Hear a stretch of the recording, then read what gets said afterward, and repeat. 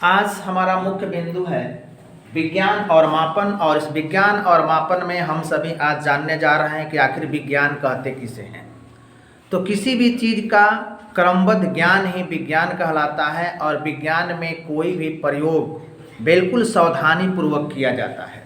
आज हम चर्चा करने जा रहे हैं कुछ इसी प्रकार के महत्वपूर्ण बिंदुओं पर, जो आप बोर्ड के माध्यम से भी देख पा रहे हैं। यहाँ आज हम लोग फिजिक्स का यह पहला चैप्टर पढ़ रहे हैं, वर्ग नवम का। और यहाँ हम जानने का प्रयास कर रहे हैं कि आखिर ये भौतिक विज्ञान कहते किसे हैं।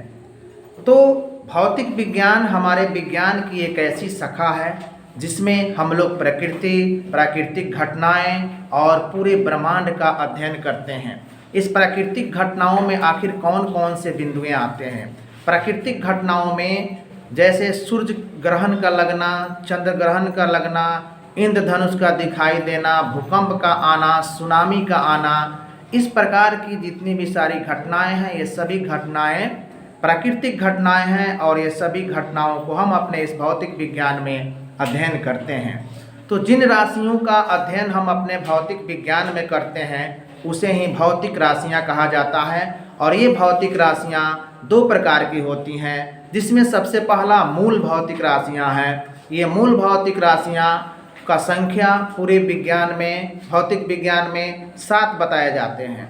और दूसरा जो है वो व्युत्पन्न भौतिक राशियां हैं।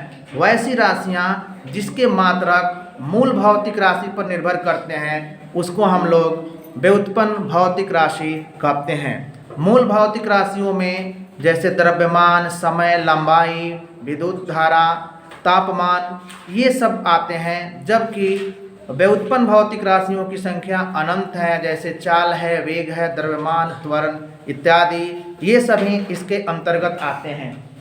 देखिए, किसी भी भौतिक राशि का जब हम लोग अध्ययन करने चलते हैं तो कुछ खास बिंदुओं पर जो हमारे वैज्ञानिकों ने सलाह दिया है उसको मानना बहुत ही जरूरी है।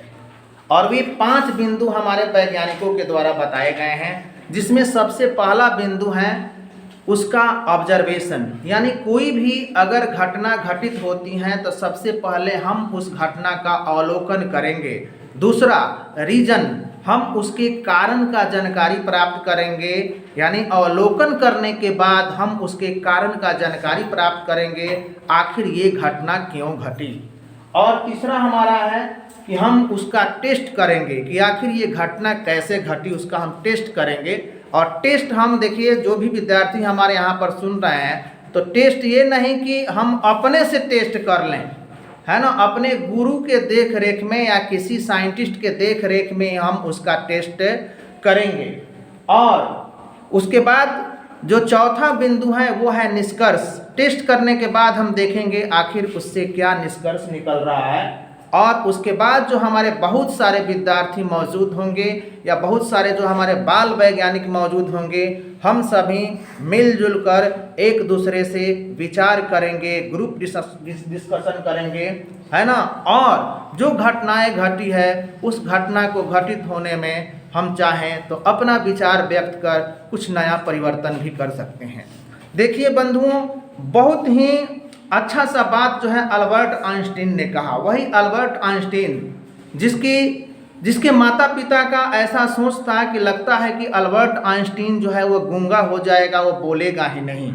लेकिन वही अल्बर्ट आइंस्टीन बड़ा होकर एक बहुत बड़ा वैज्ञानिक बनता है और वो दुनिया वालों को विज्ञान के क्षेत्र में E = mc² एक बहुत बड़ा फार्मूला देता है, जिस पर आज भी शोध चल रहा है। और इस नाते अल्बर्ट आइंस्टीन को हम पूरे दुनिया वाले याद करते हैं। तो अल्बर्ट आइंस्टीन ने कहा भी था कि विज्ञान जो है वो निरंतर चलने वाली एक प्रकार की मानवीय प्रक्रिया है। विज्ञान निरंतर चलने वाली एक प्रकार की मानवीय प्रक्रिया है। और अल्बर्ट आइंस्टीन ने यह भी कहा था कि हम जितनी भी सारी अद्भुत बातों की जानकारी प्राप्त करते हैं वो विद्यालय में ही जानकारी प्राप्त करते हैं। और इस अद्भुत बातों की जानकारी आप विद्यालय में प्राप्त करते हैं, याद रखना है कि उन अद्भुत बातों को बताने का भी काम हमारे पिछली पीढ़ी के लोगों ने ही किया था। तो हमें भी यह प्रयास करना चाहिए कि हम भी आने वाले पीढ़ियों के लिए कुछ ऐसा करके जाएं, कुछ ऐसा दे कर जाएं कि वो पीढ़ियां हमें अल्बर्ट आइंस्टीन के जैसा ही याद करती रहे।